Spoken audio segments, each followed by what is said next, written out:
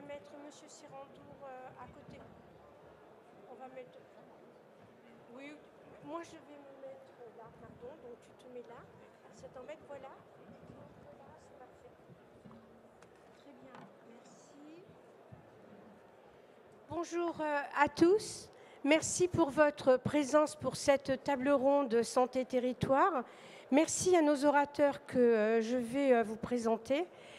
Et comme l'a dit David de Amorim, Santé Territoire, ça nous renvoie, ça nous projette dans des notions qui vont au-delà du soin, des notions qui vont plutôt se projeter sur la préservation du capital santé de nos concitoyens au plus proche de leurs conditions de vie, de travail, d'exercice. Ça pourrait aussi s'appeler naître, grandir, vieillir en bonne santé dans nos territoires. Alors, c'est quand même une équation dont on sait qu'elle est compliquée. Elle n'est pas comme ça issue de la génération spontanée. Elle appelle des notions qui sont des notions, David l'a dit, des notions de prévention, des notions de domicile, d'autonomie, d'inclusion, de coordination, de mobilisation des innovations également pour gagner du temps et de l'espace. Et ce que nous savons, c'est que le prix à payer pour que cela fonctionne, que cela marche, c'est que l'ensemble des acteurs concernés se mobilisent. Alors, les acteurs, c'est tous, évidemment, puisque nous sommes au-delà du soin. Ça commence par nos élus, les représentants des collectivités territoriales, jusqu'aux usagers, en passant par le monde du travail, tous les organismes, bien sûr, et professionnels de santé et du soin, les organismes de l'économie sociale et solidaire, les investisseurs, etc. Ces acteurs, ils sont très nombreux. Nous en avons quelques-uns autour de la table et j'y arrive tout de suite.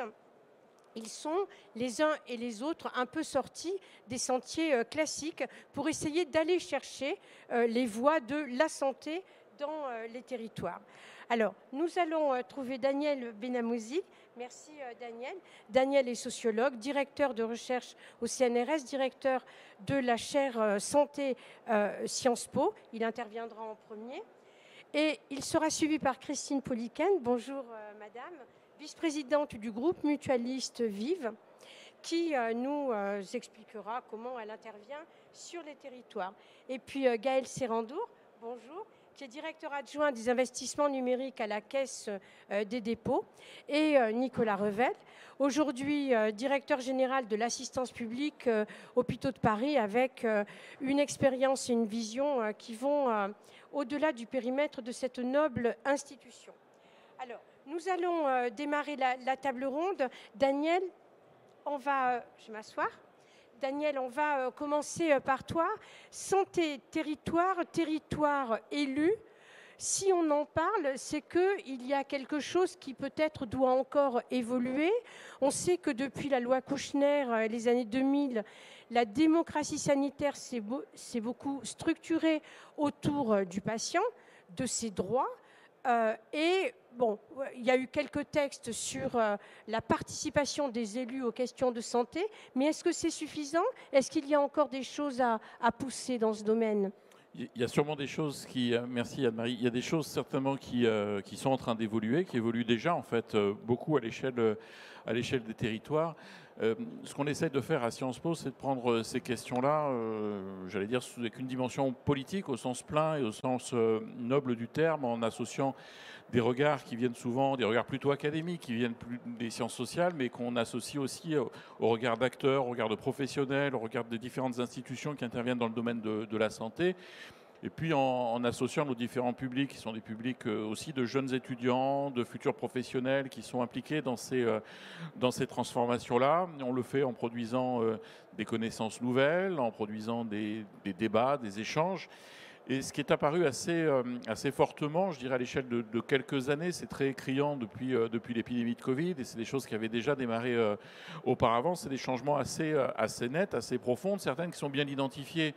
Le passage de problématiques qui étaient historiquement plutôt liées aux soins, à une dimension curative, vers des choses qui sont beaucoup plus transversales, avec peut-être plus de prévention, mais aussi plus de santé publique, Donc on a cette évolution, ce glissement, je pense, qui est identifié par tout le monde maintenant, qui est bien clair.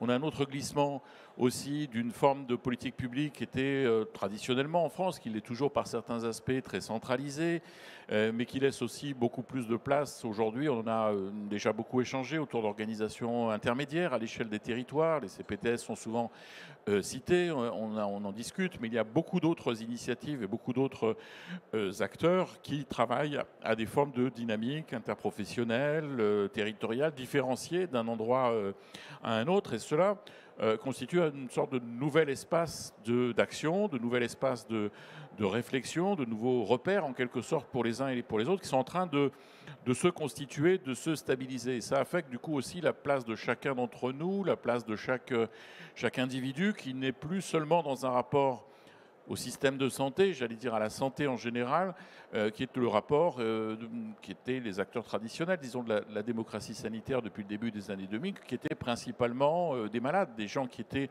en relation avec le système de soins. Dans la mesure où ces problématiques se diversifient, basculent ou évoluent du côté de la santé publique, en réalité, le public concerné, ce ne sont plus seulement les malades, ce ne sont même plus les usagers au sens large du terme, c'est en réalité n'importe quel type de citoyen qui a des préoccupations sur la prévention à moyen terme, à plus long terme de son état de santé, qui rentre aussi dans des problématiques, et c'est là qu'on va retrouver les élus, où ces questions de santé ne sont plus simplement des questions sectorielles au sein du secteur hospitalier ou même des liens entre le secteur hospitalier et les autres secteurs ambulatoires ou médico-sociaux, par exemple. On a des liens à construire et qui sont très largement encore à construire avec des problématiques de soins, des problématiques de prise en charge, mais aussi des problématiques qui sont liées au logement, qui sont liées au transport, qui sont liées à l'organisation de la ville, qui sont liées à l'organisation de nos mobilités et qui ont des impacts directs sur notre rapport à la santé, à la fois parce que ces politiques-là elles-mêmes ont en tête la santé, le bénéfice pour la santé, et puis parce que réciproquement, on est beaucoup plus conscient d'une certaine manière des conséquences que ces éléments-là ont à faire sur la dégradation des états de santé, avec parfois une ardoise économique assez lourde à payer d'une certaine manière. Donc c'est des choses qui sont prises en compte très sérieusement et qui nécessitent du coup des instances, des lieux, des responsables aussi capables de travailler ces questions-là. Et les élus locaux ne sont pas les plus mal placés. D'abord parce qu'ils sont interpellés par leurs électeurs, par leurs administrés, et très directement et très fréquemment, parce qu'ils ont été aussi très impliqués, très souvent à l'échelon territorial, à l'échelon local, à l'échelon de leur commune, de leur département, de leur région, sur la mise en place d'un certain nombre d'éléments pendant l'épidémie de Covid. Donc il y a eu une sorte de montée en compétences collective, mais qui les a concernés en particulier. Donc on a des nouveaux espaces qui font que la démocratie sanitaire, qui était souvent une démocratie des établissements, une démocratie du système de soins, évolue vers quelque chose, me semble-t-il, qui est plus une démocratie tout court, une démocratie avec des élus, une démocratie locale, une démocratie qui intègre les préoccupations de santé dans l'espace collectif, dans l'espace commun de la santé, en le rendant véritablement politique au sens plein et intégral du terme. Merci, Daniel.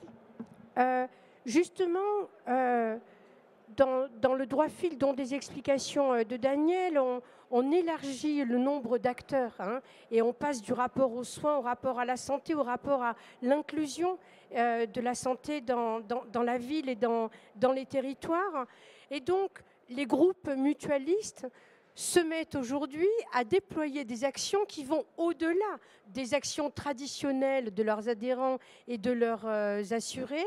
Alors, comment est-ce qu'ils le font? Pourquoi le font-ils? Comment ils le font? Votre groupe a une raison d'agir qui est rendre la santé accessible à tous les âges de la vie, dans tous les territoires. Donc, on est vraiment en plein dedans. On a élargi du coup la raison d'agir des organismes mutualistes. Donc, santé, territoire, mutuel, qu'est-ce que ça veut dire pour vous? Oui, je représente ici donc le groupe Vive, qui est un groupe mutualiste, comme vous venez de l'indiquer. Un groupe mutualiste qui a choisi de s'organiser autour de 3 métiers. Le métier de la prévoyance, de l'assurance, de la complémentaire santé, c'est le métier un peu traditionnel des mutuelles.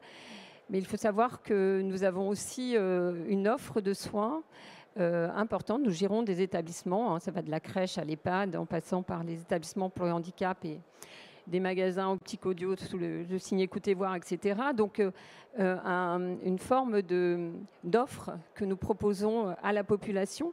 Et puis un troisième métier, et ça fait le lien avec ce que vous venez d'indiquer, c'est-à-dire que pour toucher l'ensemble des déterminants de santé, nous avons aussi choisi de nous rapprocher d'Arcade Vive et d'investir sur le logement. Donc à partir de ces éléments-là, en mettant en synergie l'ensemble de ces trois métiers, effectivement, nous pouvons concrétiser ce que vous venez d'indiquer, cette raison d'agir, de renforcer l'accessibilité de la santé à tous et sur tous les territoires. Je vais essayer juste de décliner la manière dont nous agissons autour d'une thématique qui est le vieillissement, pour ne pas se perdre dans différentes initiatives.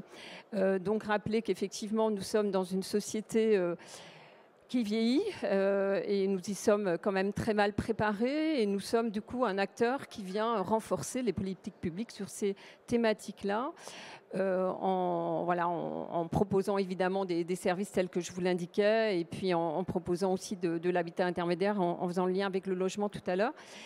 Et surtout, je voudrais insister sur un point, le sujet de la prévention. Les mutualistes sont très, très investis sur ces questions depuis le départ. Et donc, nous sommes très attentifs à apporter des solutions en la matière. Et donc, nous ne le faisons pas seuls.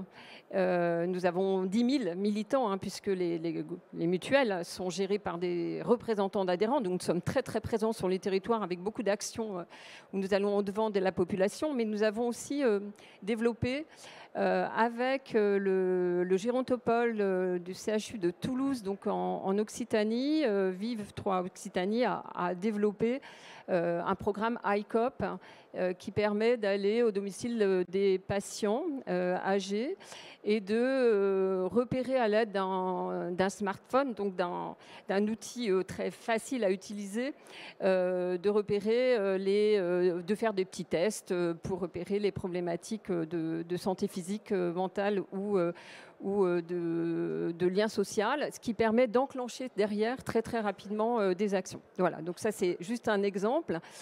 Par ailleurs, nous sommes dans une période où les pouvoirs publics poussent sur le virage domiciliaire, et c'est un souhait bien sûr des personnes de rester le plus longtemps possible au domicile. Et donc cela nous interroge, nous oblige finalement à travailler d'une manière différente. Les EHPAD jouent un rôle différent aujourd'hui avec des EHPAD qui sont des EHPAD ressources ouverts sur l'extérieur. Et il nous faut nous rapprocher des partenaires pour pouvoir finalement compléter, apporter toutes les solutions au domicile qui seraient similaires à ce que l'on peut retrouver en EHPAD. Et nous travaillons donc de fait très très fortement avec les collectivités. Et les élus locaux sont souvent les élus qui vont soutenir ces projets. Et nous avons aujourd'hui 9 centres de ressources territoriaux qui étaient retenus sur 9 appels à projets qui sont dans cette mouvance-là. C'est-à-dire qu'on essaie de décloisonner nos interventions, de travailler beaucoup plus entre sanitaire, médico-social et avec l'ensemble des acteurs du territoire. Et nous avons un CRT, un centre de ressources territoriales en Maine-et-Loire, un peu particulier puisqu'il a été monté avec le SANTIC, qui est un labo de recherche du groupe, et qui propose, en plus de tous les services, la possibilité d'avoir une chambre, un habitat connecté, c'est-à-dire qui permet de détecter plus rapidement les fragilités et de sécuriser surtout les personnes et de sécuriser les aidants. Voilà.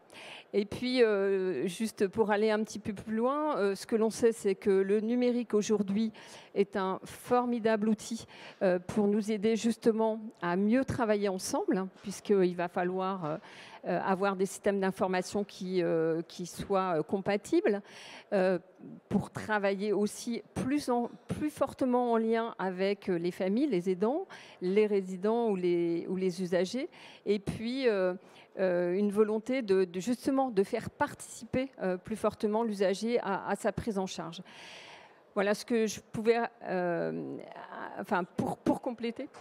Oui, juste pour compléter, je ne suis pas trop longue, non Si. Bon, je vais juste terminer. Bon, ok. C'était simplement pour faire le lien avec la Banque des territoires, indiquer que les initiatives, elles sont locales, on le sait, et que nous avons décidé d'investir fortement avec la Banque des territoires pour soutenir des projets qui sont des projets portés par des acteurs locaux et en finançant tout le volet ingénierie. Voilà.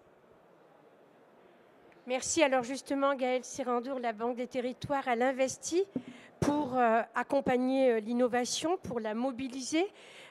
Christine Pouliken parlait du numérique. On sait particulièrement dans ce salon, mais depuis maintenant plus de quelques années, que le numérique est parfaitement performant sur les questions du vieillissement, sur les questions de la préservation de l'autonomie, bien sûr de la coordination. Alors, quand on dit que la Banque des territoires investit pour mobiliser les innovations dans les territoires autour du champ santé, c'est quelle cible, c'est avec qui et c'est quel type de projet ? Bonjour à toutes et à tous. Et pour répondre à votre question, je voudrais d'abord vous remercier, Anne-Marie, d'avoir posé en introduction, d'avoir mis sur la table tous les ingrédients et finalement les composantes de la problématique. Vous avez dit qu'il fallait dépasser les soins pour parler de santé, de parcours de santé. On se retrouve beaucoup dans cette formulation-là. Vous avez parlé de grandir, bien vieillir en bonne santé et je rejoins aussi les enjeux du virage domiciliaire qui ont été évoqués par le groupe Vive. Et puis l'importance de la prévention, de la coordination des soins. Et donc finalement tout ce que vous avez évoqué, je vais essayer de l'illustrer à travers quelques actions de financement et d'investissement que l'on a réalisées et qui vont montrer aussi les thèmes, les domaines sur lesquels on a envie de poursuivre et d'amplifier le mouvement.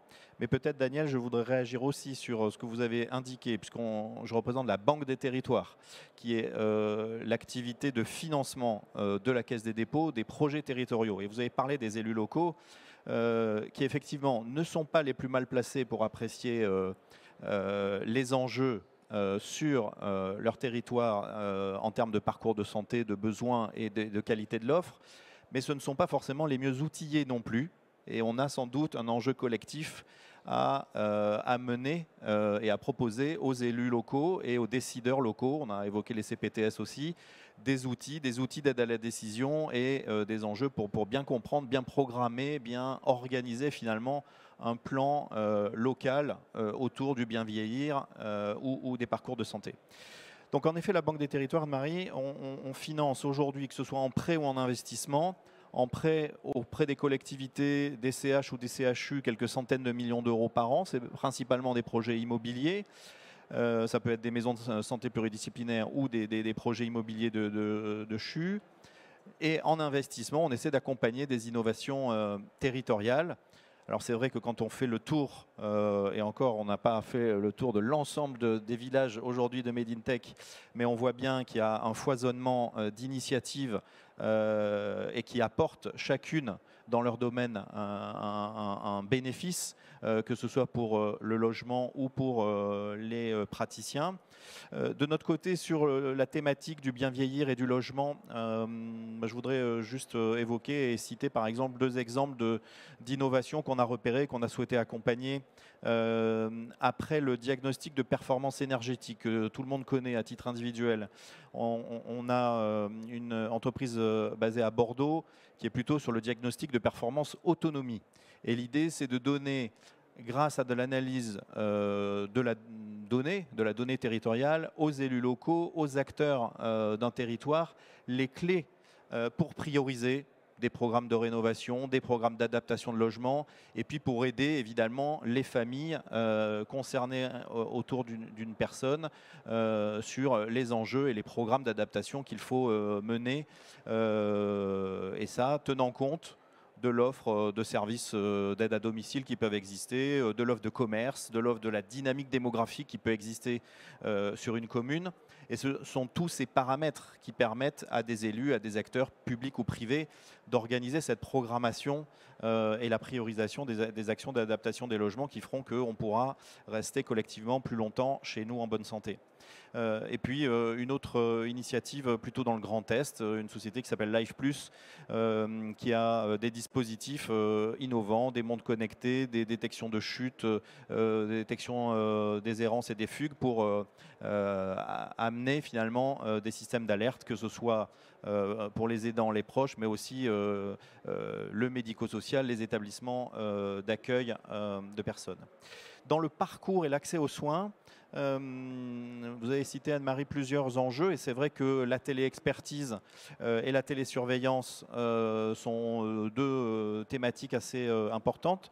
On a souhaité accompagner une entreprise basée à Marseille qui s'appelle Rofim, et pour l'illustrer, par exemple, c'est la capacité entre le centre hospitalier du Pays d'Aix et Paul Brousse de la PHP de mettre en relation des experts en préopératoire, mais aussi pendant une opération, finalement, qu'on soit en chirurgie digestive ou cardiaque, des médecins, un centre requérant, un centre expert, ou même de la collaboration entre plusieurs centres experts pour effectivement du partage d'expertise, de connaissances et gagner en efficacité. Et puis également, je voudrais citer une entreprise plutôt basée à Nantes, et vous voyez bien que l'innovation quand on parle de village territorial et là de territoire et santé, ce n'est pas à dessein que je n'ai cherché que des exemples basés en dehors de l'Île-de-France. Bien sûr, il y a de l'innovation en Île-de-France, mais tout ça pour illustrer que, évidemment, en France, on a énormément d'innovation et de start-up, de pépites qui existent et se développent, heureusement, hors Île-de-France. Et mon dernier exemple, donc basé à Nantes, vous pouvez, je crois qu'elle est sur le village territoire et santé ici, c'est Kipling. Aujourd'hui, ce mois-ci, mois de mars, le mars bleu, le mois de la détection du cancer colorectal, Kipling a par exemple proposé à des entreprises, à des acteurs, plutôt sous une forme ludopédagogique, des applications sur des choses assez simples, des téléphones, des smartphones, pour mettre en mouvement, jouer sur cette carte de la prévention et viser, quand on organise à l'intérieur d'entreprises des challenges pour que les salariés s'auto-stimulent finalement à faire un peu plus de sport. Et puis on crée des équipes entre la direction des achats qui va être meilleure que la direction financière. Voilà. Même si on peut trouver l'aspect ludique peut-être un petit peu superflu, en réalité... Plein d'exemples de mobilisation de l'innovation autour d'actions concrètes. C'est ça que vous nous expliquez, Gaël. Merci. Je me tourne vers Nicolas Revel, directeur général du plus grand CHU d'Europe. Alors, est-ce que, on est très content que vous soyez là, est-ce qu'il y a un paradoxe à ce que le plus grand CHU d'Europe vienne dans un sujet territoire santé? Le CHU, on se dit que c'est des plateaux techniques hyper performants, dans des murs hyper sophistiqués, avec des équipes vissées 24 heures sur 24 devant des installations pour remplir leur mission de progrès de la médecine, de la science, leur mission de recours et d'expertise.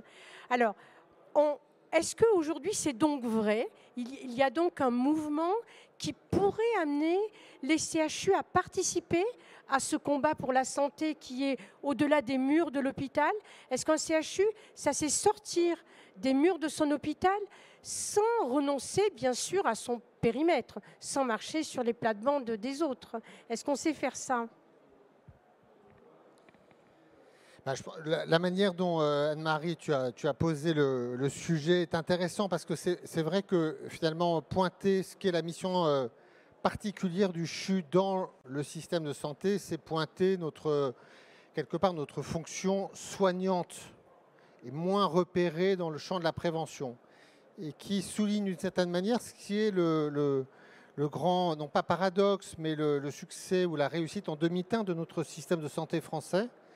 Vous savez que la France, à la fois, est probablement parmi les pays de l'OCDE où on a la plus forte performance dans notre qualité des soins, ce qu'on mesure par l'espérance de vie à partir de 60 ans. Une fois qu'on a atteint 60 ans, on a en France une espérance de vie à venir qui situe notre pays, aussi bien pour les hommes que pour les femmes, Il fut un temps, on était les deuxièmes au monde, maintenant on doit être dans les quatrièmes ou cinquièmes de tous les pays de l'OCDE. Donc en France, on soigne très bien et le CHU, quelque part, je pense, est au rendez-vous de cette promesse. Quand on regarde en revanche la prévention au sens de la mortalité évitable et qu'on regarde quelle est la mortalité avant 60 ans, on est évidemment moins bon. Et donc ceci, je pense, souligne à quel point ce sujet de la prévention, j'y reviendrai, dans ces 3 dimensions, est certainement pour notre système de santé, ici et maintenant, un enjeu absolument capital. Alors, on le dit depuis tellement longtemps, qu'est-ce qui ferait que ce serait encore plus vrai aujourd'hui? Je pense que... Alors, j'y viens dans une seconde. C'est que, ça a été dit d'ailleurs par tous les intervenants précédents, c'est qu'on est rattrapé par un effet de ciseau entre vieillissement, prévalence des pathologies chroniques, moins de ressources médicales, tout ça est connu. Et donc une difficulté à adresser ce que va être cette falaise des besoins de santé. Et puis par ailleurs, il y a quelque chose dont on parle assez peu, c'est qu'on va avoir un sujet de régulation de la dépense de santé dans notre pays qui va avoir une tendance plus que jamais à augmenter en tendance naturelle dans un environnement économique qui fait qu'on ne pourra pas dans les temps à venir facilement avoir des ONDAM à plus 4, plus 5%. Voilà. Et donc je pense que la prévention va être vraiment plus que jamais au cœur. Le CHU ou les CHU, on est toujours légitime à être présent sur la prévention primaire, bien sûr sur les dépistages, c'est la prévention secondaire. Je pense que le cœur de la bataille pour nous, c'est ce qu'on appelle la prévention tertiaire, qui est le suivi des malades chroniques atteints de pathologies chroniques.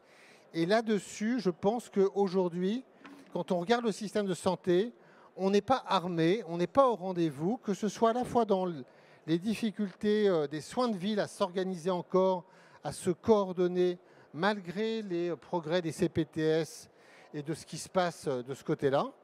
Et quand on regarde l'hôpital, on a une bascule ambulatoire.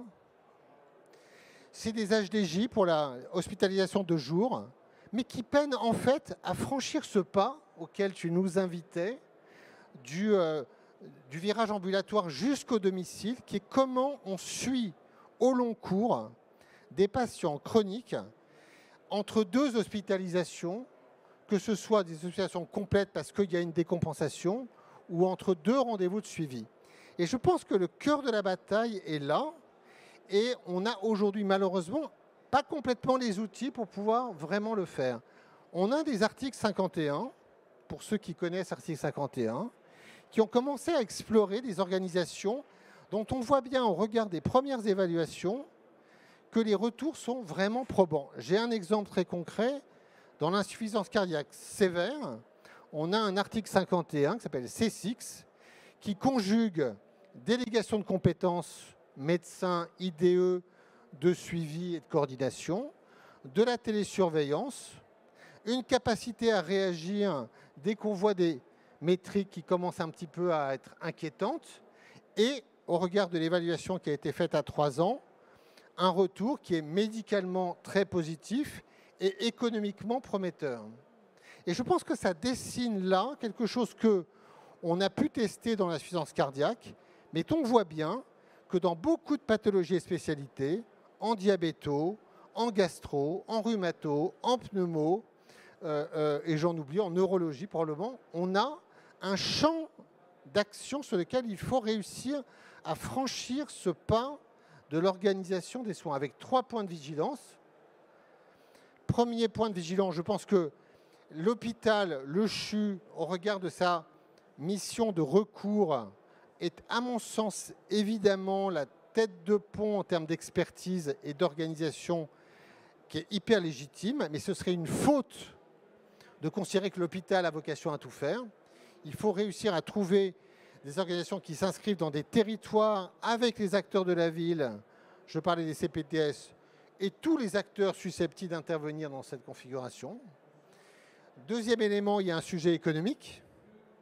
C'est un petit investissement à court terme parce qu'il faut pouvoir créer des infirmières de coordination, solvabiliser des choses qui ne sont pas dans le panier de soins. On a de plus en plus besoin de diététiciens, de psychologues, d'APA pour constituer ce qu'est une bonne prise en charge d'un patient chronique au long cours. Il faut trouver ensuite des modèles de rémunération qui conjuguent le soin, le suivi, le numérique. Voilà. Et après, comme il s'agit à la fin des fins de faire, je pense, à la fois par la qualité, l'amélioration du suivi, des économies au système, par moins d'hospitalisation,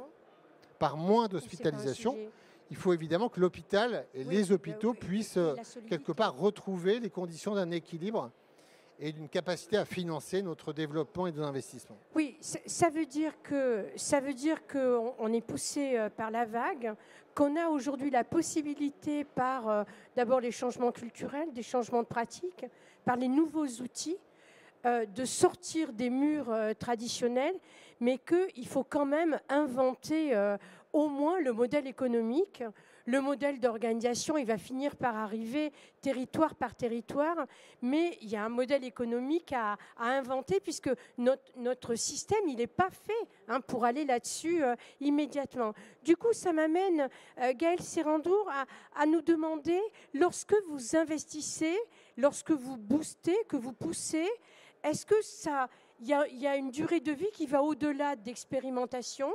Est-ce que vous êtes confiant en 34 secondes? Est-ce que vous êtes confiant sur la capacité à ancrer durablement dans les territoires? Et peut-être que je vous pose la même question, Christine.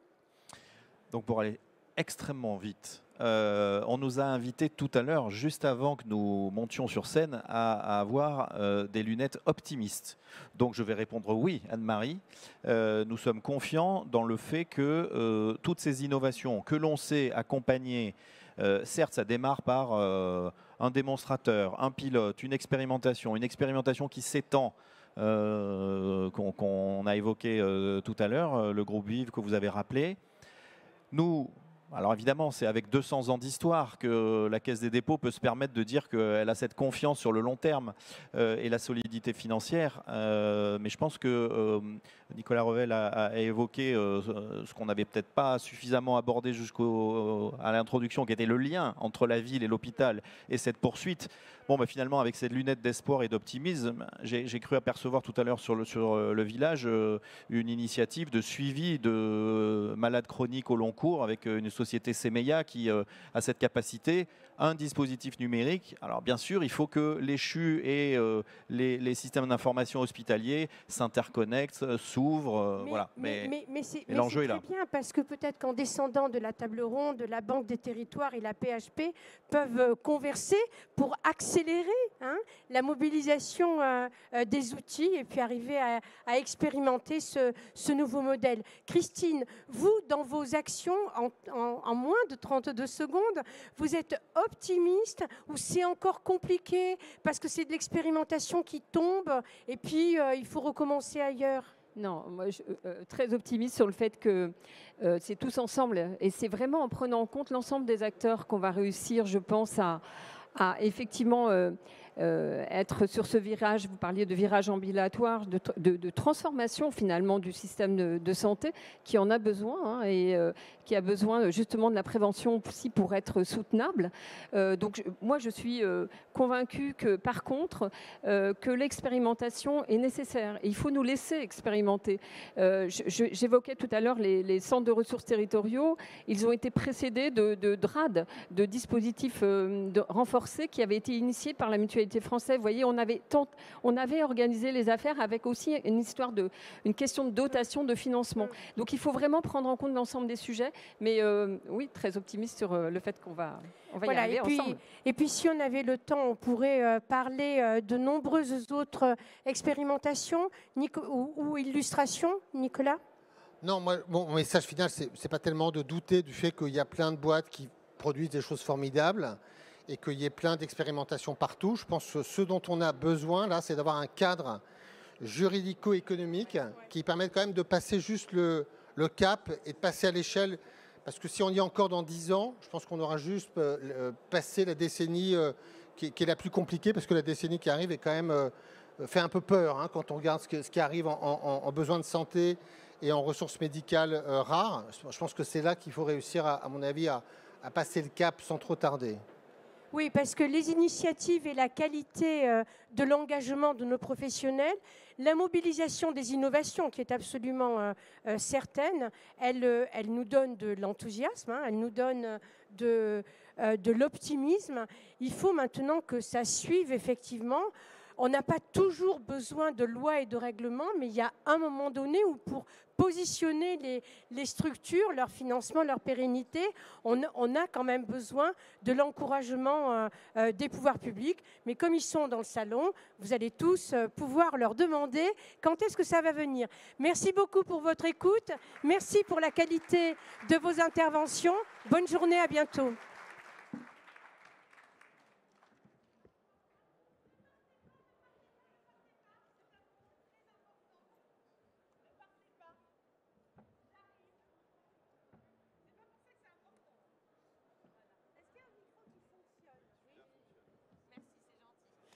Alors, je suis très heureuse d'être là, de m'incruster un petit peu, on va dire, dans la conférence. Je vous remercie encore à tous de votre présence.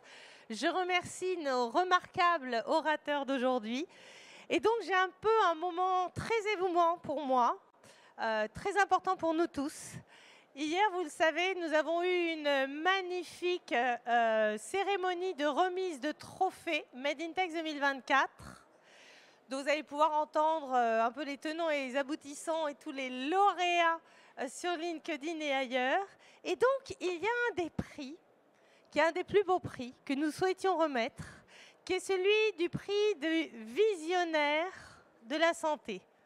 Alors, ce prix-là va se conjuguer au féminin aujourd'hui.